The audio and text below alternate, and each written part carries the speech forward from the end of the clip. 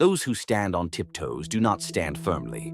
Those who rush ahead don't get very far. Those who try to outshine others dim their own light. How often do we find ourselves sprinting toward the next milestone, believing that if we simply pushed harder, achieved more, or perfected our image, we would finally stand secure, accomplish our goals, and shine brightly? We load our calendars with back-to-back meetings, we chase certifications, read the latest self-help bestseller, subscribe to every productivity hack. And yet, at the end of the day, the sense of contentment still feels just out of reach. The ancient Taoist sages observed this paradox millennia ago. They saw that the more we struggle against life's natural rhythms, straining to control outcomes, forcing our will upon circumstances, the more we exhaust ourselves and undermine our own efforts. This relentless striving, though born of the noblest intentions, often leaves us empty, burned out, and even further from the peace we seek. Behind the ever-shifting phenomena of the world, the Taoists posited, lies a singular, unnameable force they simply called the Tao. The Tao cannot be captured in words or confined to concepts. Lao Tzu begins the Tao Te Ching by declaring, "The Tao that can be spoken of is not the eternal Tao. The name that can be named is not the true name." In accepting this mystery, we recognize that our intellect, admirable though it may be, is a tool ill-equipped to fully grasp the living, breathing essence of reality. Instead of forcibly sculpting life to our preferences, the Taoists invite us to realign with this deeper current through the principle of Wu Wei, often translated as non-doing or effortless action.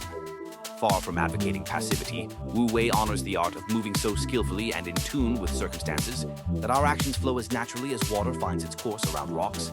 Imagine an accomplished dancer, not straining with tension but responding instinctively to music. Imagine a seasoned gardener who coaxes growth by working with the land's contours rather than bulldozing it into shape. This is the essence of Wu Wei. Yet most of us have never been taught how to harness this principle. Our culture exalts hustle culture, long hours, tight deadlines, and constant optimization. We assume that more effort equals better results. But what if effort, when misaligned with life's organic rhythms, becomes its own trap? Consider the perfectionist's dilemma. In pursuit of flawless execution, be it a presentation, a workout form, or a creative project, we obsess over every detail. We edit until our work feels sterile. We tinker with each sentence until the page rings hollow, and we weigh every possible outcome until decision paralysis sets in. The very act of chasing perfection reveals new flaws, and we chase those in turn, like a dog chasing its tail. This unending loop leaves us drained, disenchanted, and often convinced we lack the talent or willpower we actually possess. Then there's the cage of overstructured routine. Habits can serve us wonderfully, providing scaffolding for focus and growth. Yet when we cling to rigid schedules, each morning must begin at 5 a.m. with the same steps, every evening must end with the same rituals, we risk turning vitality into automation. The moment we slip from the routine, sick day, travel, a surprise meeting, the entire system shudders, leaving us adrift. Instead of flexible tools that support our well-being, our habits become chains that bind us to a predetermined pattern, no longer aligned with changing needs or seasons of life.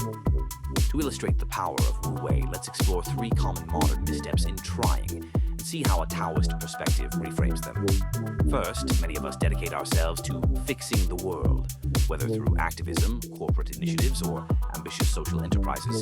We often feel an almost messianic duty to tackle injustice or inefficiency head-on. Yet history shows that top-down mandates can produce backlash, cynicism, and unintended harm. When we impose our blueprint of what should be, we collide with complex human realities, triggering resistance rather than cooperation.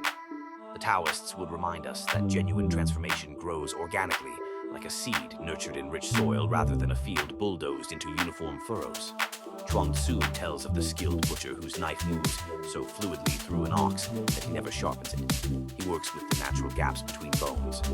By attuning himself to the ox's anatomy, he accomplishes his task with minimal effort and maximum effect. Similarly, when we engage with communities in respectful dialogue, seeking to understand before prescribing solutions, we align our efforts with life's inherent patterns, yielding sustainable change far beyond what force alone can achieve. Second, we chase happiness as though it were a commodity to be earned. We equate the next promotion, the next vacation, the next trophy with permanent joy. Yet every milestone, once reached, swiftly loses its luster and morphs into the launching pad for the next goal. Our pursuit of pleasure becomes a treadmill, constantly accelerating but going nowhere. The Taoists teach that true contentment arises when we release attachment to outcomes. In the Tao Te Ching, Lao Tzu writes, "Give up what you cannot keep to possess what cannot be lost."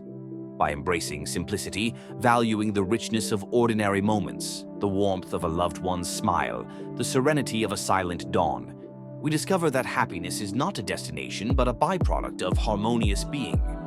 Third, we labor under the illusion that becoming someone else will bring fulfillment. Under societal pressures or internalized ideals, we twist ourselves to fit molds, adopting styles, beliefs, or careers that reflect popular success rather than our own nature. We envy those with flawless Instagram feeds, applaud those with viral TED Talks, and fashion our identities to match. But nature does not replicate. It celebrates diversity. A lotus does not try to become a rose, nor does an eagle envy the sparrow. Each being thrives by fulfilling its unique purpose. According to Taoist thought, the more we resist our innate qualities, comparing ourselves to others or deferring to cultural standards, the more we fragment our spirit. Instead, authenticity emerges when we honor our natural inclinations, working with our strengths rather than against them. How might we weave Wu Wei into the fabric of our daily lives? Here are 5 pragmatic practices that help us embody effortless action. 1. Morning stillness.